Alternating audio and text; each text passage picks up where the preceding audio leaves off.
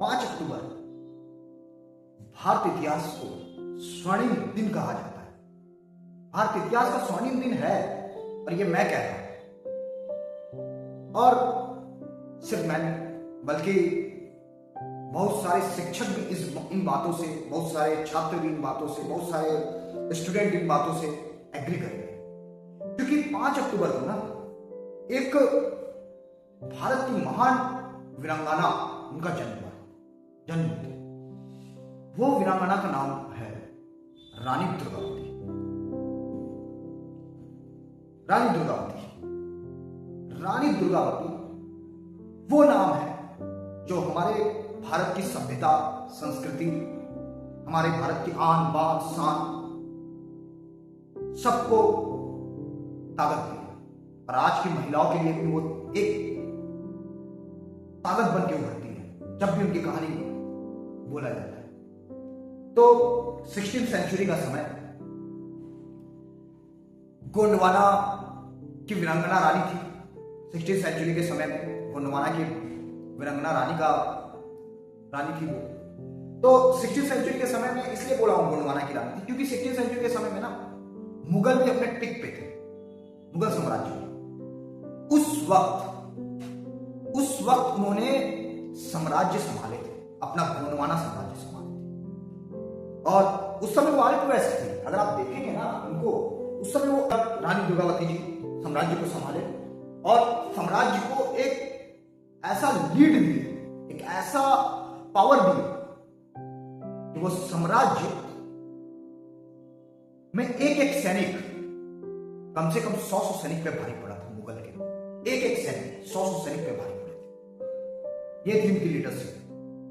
हमें बहुत कुछ सीखने मिलता है जब हम हिस्ट्री पढ़ते हैं, जब हम इतिहास को समझते हैं और अपने इतिहास पर गर्व करते हैं। जब हम तो मुगल साम्राज्य का उन्होंने हमेशा विरोध किया, रानी दुर्गावती को हमेशा विरोध किया। सबसे बड़ी बात है कि हम मुगल के बारे में पढ़ते हैं, हम अकबर के बारे में पढ़ते हैं, हम शाहजहां के बारे में पढ़ते हैं, हम जहांगीर के बारे में पढ़ते हैं, हम रजिया सुल्तान के बारे में पढ़ते हैं, पर हम भूल जाते हैं अपनी ही सभ्यता, अपनी ही संस्कृति, अपने ही संस्कृति में जो निकल के आए उनके बारे में पढ़ना, और ना हमें सिलेबस में पढ़ाया जाता है। हमने शायद, मैंने रानी दुर्गावती के बारे में बहुत बाद में जाना, स्कूल टाइम में तो मैंने इनके बारे में पढ़ा ही नहीं था। तो बहुत मौका मिल रहा है मुझे कि मैं आप लोगों के सामने ये कहानी बता रहा हूं, उनके बारे में बता रहा हूं। ये बहुत गर्व की बात है मेरे लिए। तो उनका जो जन्म हुआ था 5 अक्टूबर 1524 को कलिंजर के राजा कृति सिंह चंदेल की एकलौती पुत्र के रूप में उनका जन्म हुआ था। तो अब पहली बात वो हुई थी दुर्गाष्टमी के दिन में। जो रानी दुर्गावती थी उनका जन्म हुआ था दुर्गाष्टमी के दिन में, क्योंकि उस समय दुर्गा पूजा के वक्त था, दुर्गाष्टमी के टाइम में जन्म हुआ था, तो इसलिए उनका नाम दुर्गावती पड़े। और 1542 में उनका विवाह दलपत शाह के साथ हो गया। दलपत शाह जो थे वो गोंडवाना के राजा थे, तो उनके साथ विवाह हो गया उनका। लेकिन दलपत शाह की मृत्यु के बाद शासनकाल, अकबर के शासनकाल में गोंडवाना की रक्षा का भार उन पे ही आया और उन्होंने गोंडवाना की रक्षा की।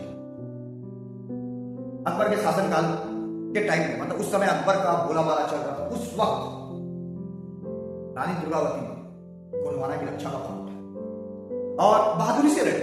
सबसे असाफ खान के साथ उनका बहुत लड़ाई हुआ, असाफ खान के साथ उनका बहुत युद्ध भी हुआ, तो उनको हमेशा डिफेंड करती थी। लेकिन 24 जून 1564 में एक युद्ध में वो घायल हो गए, और जब वो घायल हो गए तो बहुत विद्वान थे उनके साम्राज्य में, बोला गया कि आप आत्मसमर्पण कर दीजिए। पर हमारे भारत की महिला है, वो हमसे भी जीतती है, वो कभी हाथ समर्पण नहीं करेंगे। उन्होंने कहा आत्मसमर्पण हल नहीं है, मैं लड़ूंगी, कोई मेरा साथ दे ना दे कोई फर्क नहीं पड़ता, मैं लड़ूंगा। और उन्होंने घोषणा कर दी साम्राज्य में कि जो मेरे साथ लड़ सकता है, जो मेरे साथ मुगल के साथ लड़ने को तैयार है वो मेरे साथ रहे, वरना जो जा सकते वो चाहिए। 500, सिर्फ 500 सैनिकों के साथ उन्होंने मुगल साम्राज्य पे धावा बोला। उनके बहुत सारे सैनिकों को मार गिराए थे, 300-400 सैनिक असाफ खान के मार गिराए थे, और भी मार रहे थे, पर वो घायल हो गई थी। वो घायल हो गई थी तो उन्हें पता था कि मैं ज्यादा दूर तो भाग नहीं सकती, और आत्मसमर्पण से भी इनकार कर दिए, तो अपनी कटार ली हो और उन्हें अपने सीने पे खुद को मार दिया, और खुद आत्मदाह कर दिया, खुद वीरांगना को प्राप्त हो गया, आत्मदाह कर दिया। और एक कहानी बहुत मार्मिक है, ये जो हम आज बता रहे हैं ये बहुत मार्मिक दृश्य है। शायद अगर आप इन चीजों को अगर महसूस कर पाए तो आप समझ पाएंगे कि मैंने क्यों इसे मार्मिक कहा।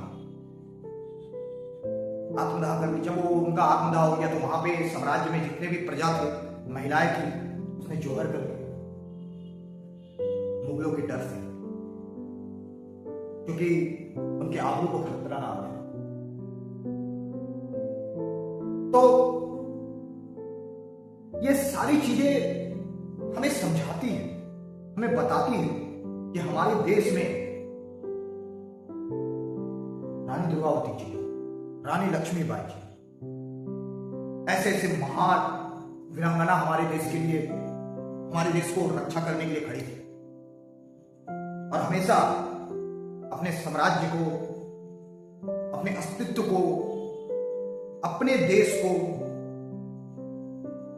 कभी पीछे रहने नहीं, आगे बढ़ के डिफेंड किया।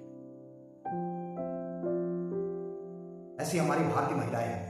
और आज जो हम कवर कर रहे हैं इस वीडियो को,